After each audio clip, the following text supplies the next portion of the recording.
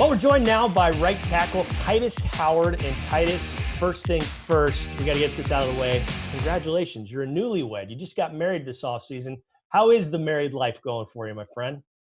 It's been going great, man. Just been sitting here. We hadn't been. We was able to go on a honeymoon afterwards, but since all the COVID-19 stuff been going on, we really just been chilling at home. It actually been giving us time to actually spend more time with each other, just chilling, watching movies, TV, and getting a chance, to just enjoy life together. As newlyweds, you think people be traveling all the time, but I think it's better for us that we're here at home spending time with each other. Yeah, it's a really unique situation you bring up. And there's a lot of you guys that just got married. You, JJ Watt, Kaimi Fairbairn, you're all married on the same weekend. And then a lot of folks in the organization as well got married this offseason. But it's kind of been like an extended honeymoon, even though you're not in an exotic location, right? Yes, sir. Yep. Well, how has the virtual offseason been going for you? You all started on April 27th. You've been meeting as an offensive line. You've been meeting as an offense, as a team, et cetera. What's that been like for you? The virtual meetings actually have been pretty good, man, because, during the off season, you usually tend to, need to, learn the stuff like you don't really need to learn this stuff again. You just need to, tidy up on it. But like the virtual meetings have been good for us as an offensive line. We get to, talk to all the guys again. Get to it feels as if you're in the meeting itself, but it's from it's on the phone on the app. But I think it's good for the rookies though because they're getting a chance to learn their stuff. Because I mean, for the veterans, it's not as bad for us because we've been through the system a year already. But for those rookies, I think they kind of need that. So when training camp comes, they're not behind and they can at least be a step ahead. Yeah. Last year as a rookie, you got there mentally. I mean, you were able to start a bunch of games, and when you did start, this team did really, really well. But compared this time to last year, how much farther ahead are you mentally in that regard? I think I'm ahead pretty far, man, because I wish I knew what I know now, I knew then. And Yeah. I think when you know more and you study more and it just makes you play faster and play better. And that's my goal for this year is to, study more and I know more. I learned from the vets like Laramie and Nick and Greg and Zach. And I just, I've been tuning in to how they see football so I can see it through their view and also play the way I play. And, it can make me have a better second year. No doubt. How are you feeling physically? Because, the season ended a little bit prematurely for you because of the knee, but you doing okay? Yes, sir. I'm feeling pretty good. I'm still in the rehab process. I haven't been clear yet, but as far as like, I'm feeling pretty good. And, I'm excited to, be ready for this season. And, I'm just ready to get back on the field, man, do what I can do to help my team win football games. Yeah, in talking with a lot of your teammates over the course of the last couple months, there is that high level of excitement, especially on the offensive line.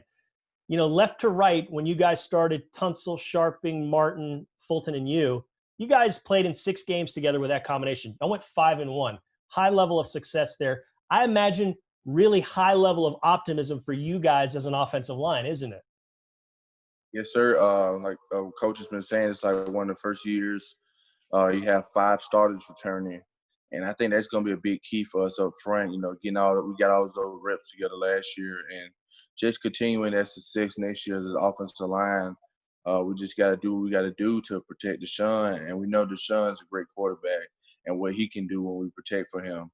So that's our goal is to keep him clean and, we just be some nasty old linemen up front. Now, you and I, we've done this a few times, and I've seen you in media settings as well. And you're a happy guy. You're a really nice guy. But on the field, you bring up the nastiness. How nasty do you need to be, and how nasty do you get? I think when you're an old lineman, when you're on the field, you can be nice off the field, but when you're on the field, you got to have a different mentality because you got to think about it. You is you versus another guy. And, like, if you let him win, your quarterback is the one getting hit. Our goal and what we've been brought here for is to protect Deshaun. That's our goal. So when I look at it, I got to do everything I got to do no matter what it is, to protect him. Like Coach said when I first got here, I'm his bodyguard. That's why I was brought here to be. So I got to be nasty. I got to be dirty. I got to do whatever I got to do to protect him. That's what I'm going to do. You know, last year you had the problems with your knee, but you came back and you played in that game in London. How important was that for you? Because I've heard from some of your teammates that really was a big, big deal to all of them to see you come back, and it meant a lot to them. How much did it mean to you, though, to be able to have that level of success after playing through some pretty nasty pain there? It meant a lot to me. I just want to be there for my teammates and give us the best, chance to win. And for me, I'm all about the team.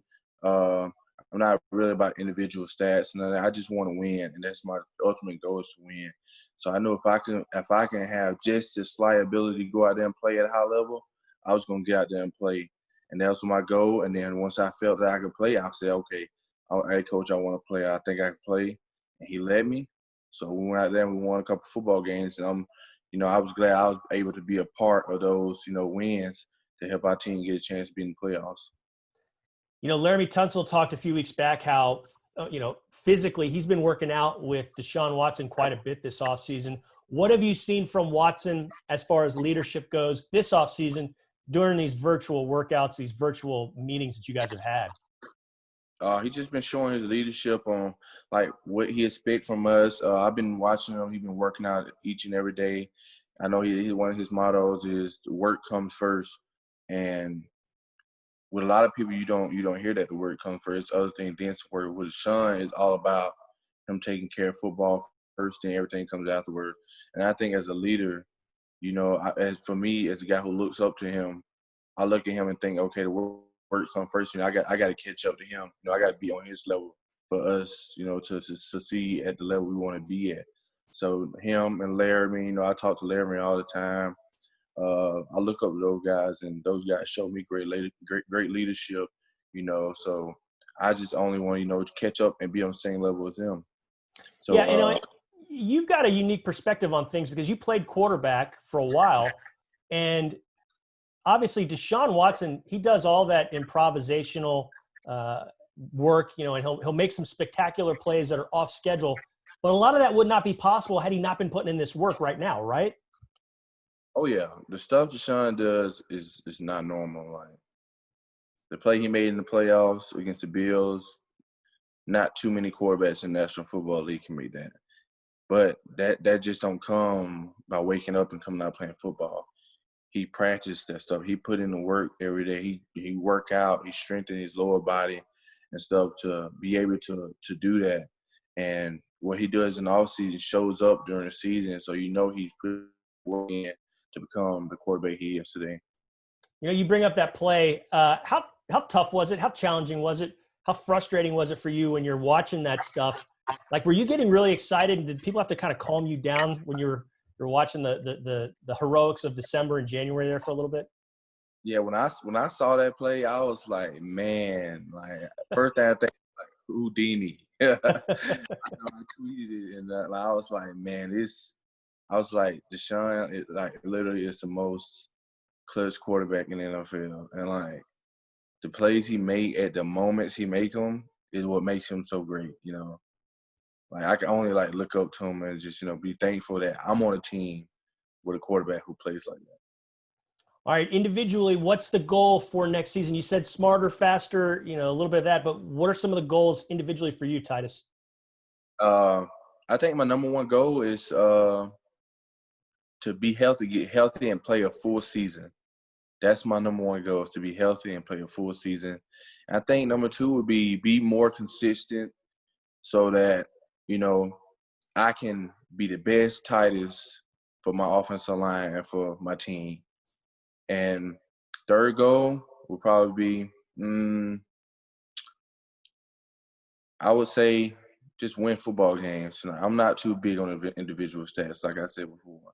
I just want to win games and win for, my team and for the city, and just do what I can do to put us in the best position we can be in. Good stuff. I'll take that answer. That'll work. All right, time to do Drew's Dozen. You've done this before, but now we're in our cool homes. We're not out on the practice field. It's not 100 degrees, so let's get going. And I'm not going to make you sing this time, I promise. Although you are a good singer. You did a good job there. Okay. What was it like this April when the NFL draft was going on? So you're a year into the NFL. What were you doing? Okay, when the draft was going on this year, I'm gonna be honest. Like before I got drafted, I watched the draft, but I never like really watched it all the way through. I always like watched the first and the second round. Like this year, I actually like after going through the draft process, I kind of like wanted like to see how the process went for like those other guys, and it was quite different for these guys because of the COVID stuff. They couldn't really like have an actual draft, so everything was like virtual. Yeah. So you guys like see all the reactions and stuff that went on inside those guys' homes. It was some good, some funny, because of stuff that was going on. But I actually like this year's draft more than like all the other drafts because you actually like had cameras inside all the guys' home, multiple guys, first round, second round, third round, no matter what. And I liked it pretty good this year, better than all the other years. Not bad. Okay, many of your teammates say that you are the funniest Houston Texan.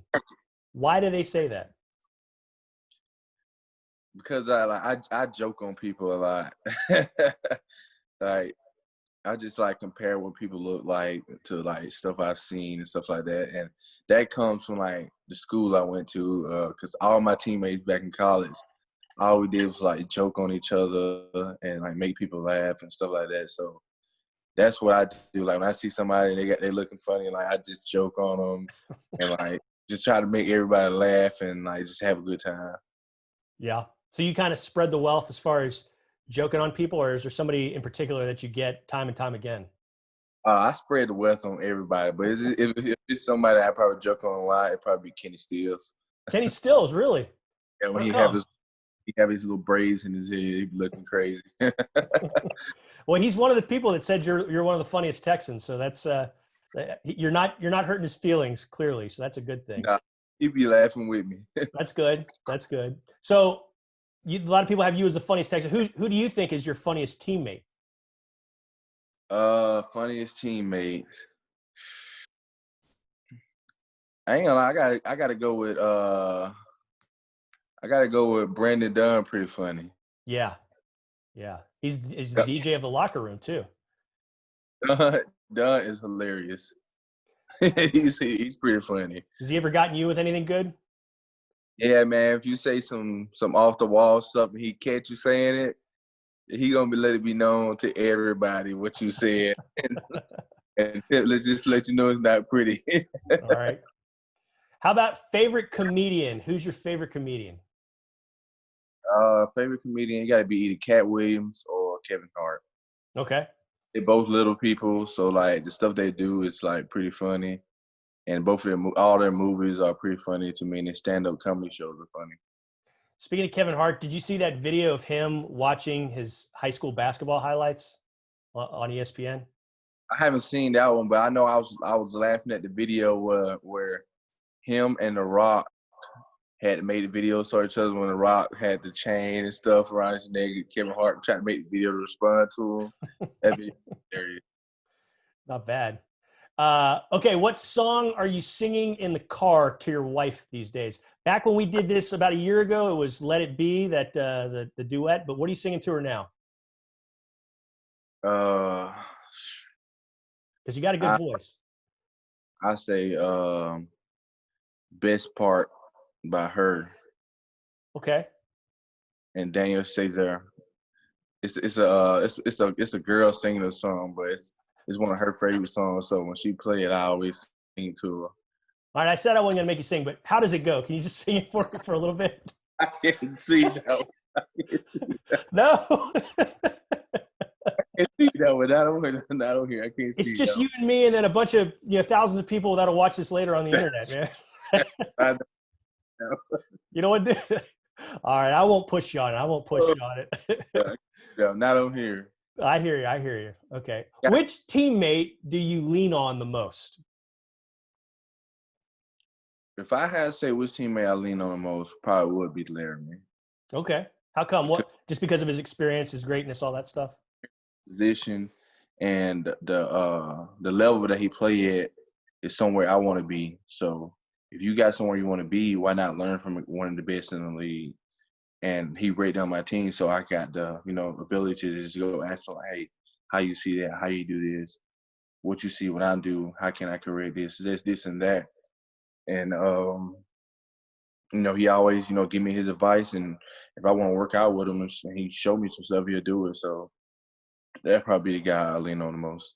That's awesome. That's a great resource to have as a young player in the league, really as an old player in the league, to have him near you. That's really cool. So if he's the guy you lean on the most, do you also do like him on a game day? And do you listen to Sade, No Ordinary Love, to get ready for a game? Because that's what he listens to. Did you know that? Bro, if you want to talk about music and the different varieties of music that someone listens to, Laramie listen to some of the craziest music I ever heard of.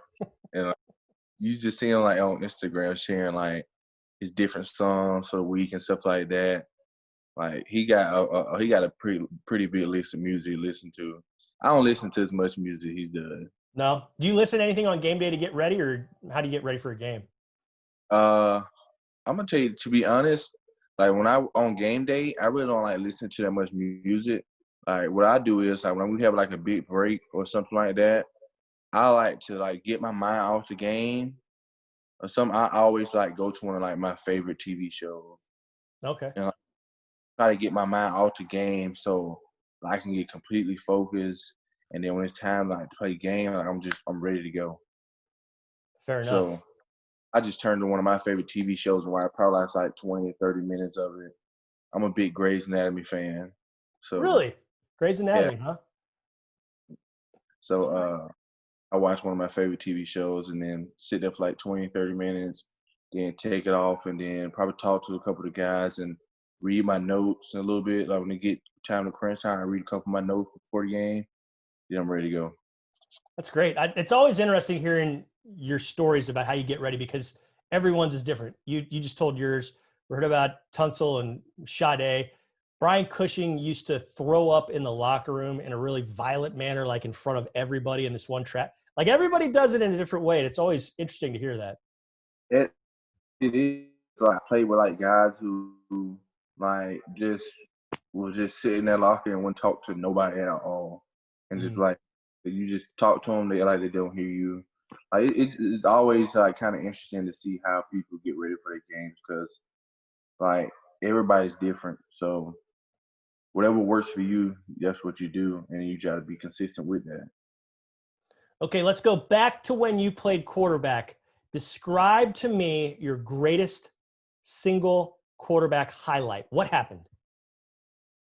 I gotta say my greatest highlight would be my last game playing quarterback. What happened? My mom, my brother, was down at my last game. I was playing against my younger brother. Played at another high school than me. He's a year younger than me, so I got a chance to play him as my last game in high school. He had been talking all type of crap all week. Oh yeah, he played linebacker at that, so you ain't getting no yards against us, this and that. And like the third play of the game, I run zone read. I cut backside, go in the middle. I run him over, run my little brother.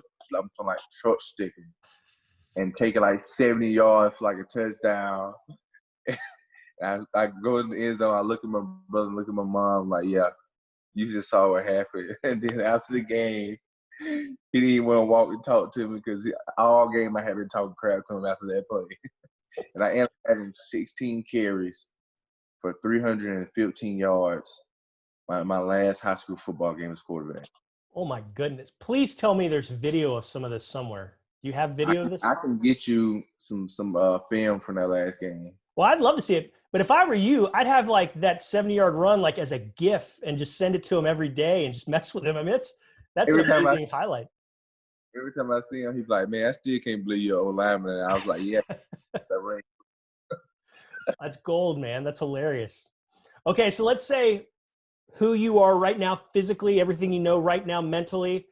If you were put back in your the high school where you went, and they let you play in a game, what positions would you play and what would happen? If I'm the size I am right now? The strength, the size, everything. If I'm the size I am right now, I would be playing O-line, D-line, and the guys I played in high school, I would be murdering them. Because I was like somewhat bigger than some of my linemen in high school. I was taller. I didn't weigh as much as them, but I was like taller than them.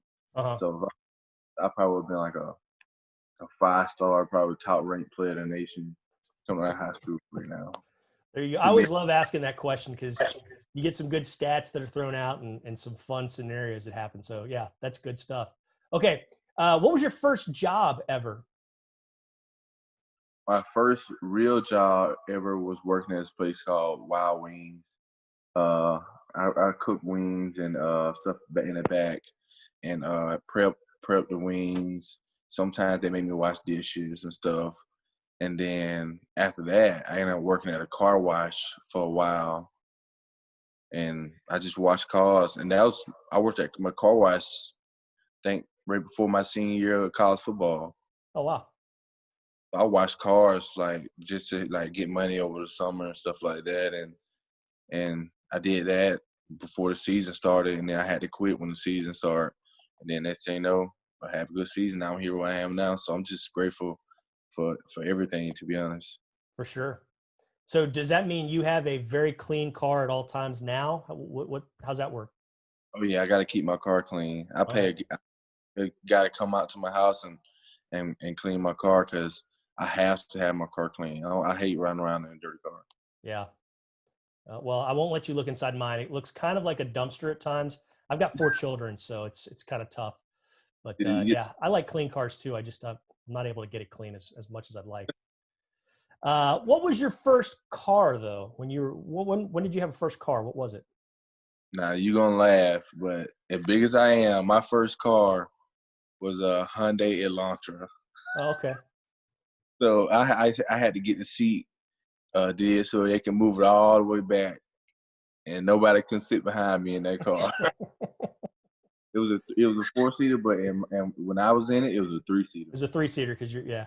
So did you kind of have to fold yourself into that thing? I had to drop down and get all in it, but I know everybody used to always laugh when I pull up and they'd be like, "Man, you way too big for that car." Because I took a picture in front of it, and I was like a giant standing in front of the car. Yeah. Yeah. We all have interesting first car stories. Mine, so I'm old, and back in the mid-'90s, I got an Oldsmobile 98 from 1984, and I think this was like the biggest car ever made. I mean, this is like 2 velour couches on wheels. This is an enormous car, but it was old. So yeah, we all have interesting first car stories. Okay, I'm going to wrap it up. Last question. What's the last thing you cooked, and when was that? That was for the 4th of July. I cooked a beef brisket. You haven't cooked since the 4th of July? I haven't cooked since then. I'm cooking it today, actually. Really? What's today? What's going on? I'm gonna grill some chicken. I've been having it marinate for like a day now. Okay. Some Italian dressing, and I'm gonna grill it today and get my wife to make some sides with it. There you go. Well, I got to say, man, you're now the leader in the clubhouse because it used to be Taiwan Jones. And he's with the Bills now, but he was your teammate last year. He had not cooked in 3 years, Mother's Day 3 years ago. But everybody else I've talked to, it's been like the last week, the last few days. So you're the leader, man. July 4th, but you're gonna get the slate clean by cooking tonight. So that's good. Yeah, I'm cooking tonight. Yeah, July 4th, I did a brisket for the first time, and I smoked it for like 12 hours. That's good. My one bit of advice on that, I've never smoked one, but I'm on Twitter, and I think you have Twitter too. Don't ever put your brisket on Twitter because there's going to be at least 5 or 6 know-it-alls that are going to tell you, oh, that smoke ring didn't, blah, blah, blah. It's not juicy enough. It's too dry. So don't put your food out there or you're going to get wrecked and you'll just get angry. Don't put anything on Twitter for real. No, bad idea. Yeah. Well, hey, Tytus, it's been a lot of fun talking with you. Glad you're doing well. Congrats again on the happy offseason. Stay safe, and we'll see you again hopefully very, very soon, okay? Thanks for watching. Subscribe to our channel and ring the bell to know when we post new content.